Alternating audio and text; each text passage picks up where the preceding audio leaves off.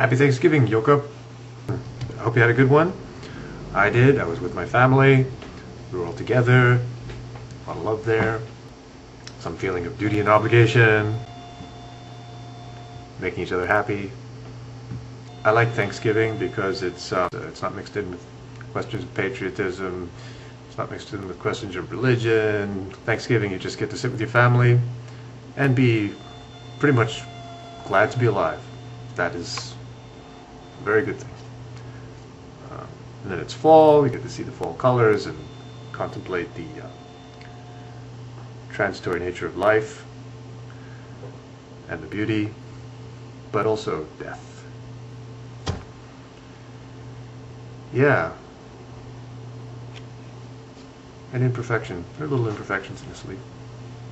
Couldn't find a perfect one. Like people. So you say the words moral compass and I'll come a-knocking. I am not an atheist, but I'm sure not a Christian. Me, I think God is just a good description of the universe. So, yeah, I'll talk about God, but nothing like what you think of it, I think. So you probably call me an atheist. But I tell you, we have a moral compass. We non-Christians. And we're living creatures, and to be alive means to want to live. Life is good. Death is bad. We think of these things and we decide between good and bad.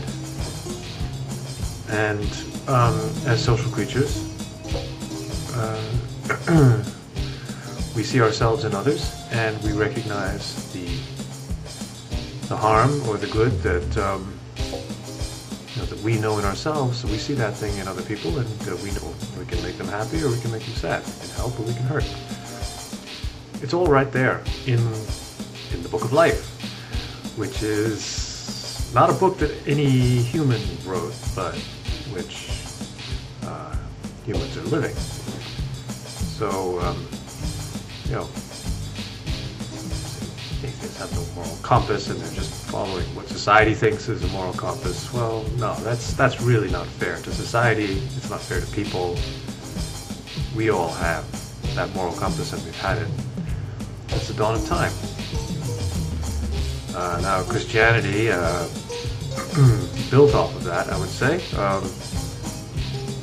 Somewhat exaggerated it, and that can be a problem. Makes people act kind of crazy. But let me ask you this. Let's hear about your moral compass as a Christian. Supposing you had to kill someone in order to save your family. If you didn't kill this person, then they would kill your wife. Would you do it? Or would you stand by and let your wife be killed because you're not supposed to kill? I mean, wouldn't that be the right thing to do? Wouldn't you in fact have to embrace him and love him and give him Jesus' message after he killed your wife? Right? I mean, even if you had plenty of time and he told you that's what he's getting ready to do. He gets inside your house, or maybe he catches your wife and says, I'm going to kill her. And you then would go up to him and say, God loves you, and you shouldn't do it, blah, blah. But if you do it, I can't stop you because I love you, and God will, have his decision about you in the afterlife. Is that what you would do? Or, if you had a gun, and the only way to stop this guy was to kill him, would you kill him as a Christian? If I was a Christian, I'd still shoot that guy. I'm sorry, but there are some things that I just have to do. And I think if I imagine what a Christian would say in that situation, he'd say, well, I'm only human. That's right, we are only human. And Christians are human. And atheists are human. There is a common denominator there. And it's the human moral compass, which does allow you to kick somebody's ass occasionally when they really need it.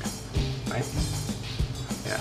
all the love that Christians talk about, but they can't actually walk that walk 100%. So we're on the same moral compass. Christianity tries to build off of it, not very successfully, because it really takes us into this fantasy realm. Yeah, I was never Christian to begin with. That's true.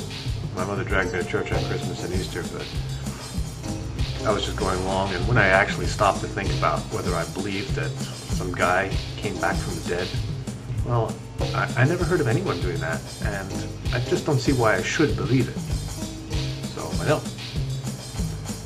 And I recommend that you be more realistic in your life as well. And it does mean jettisoning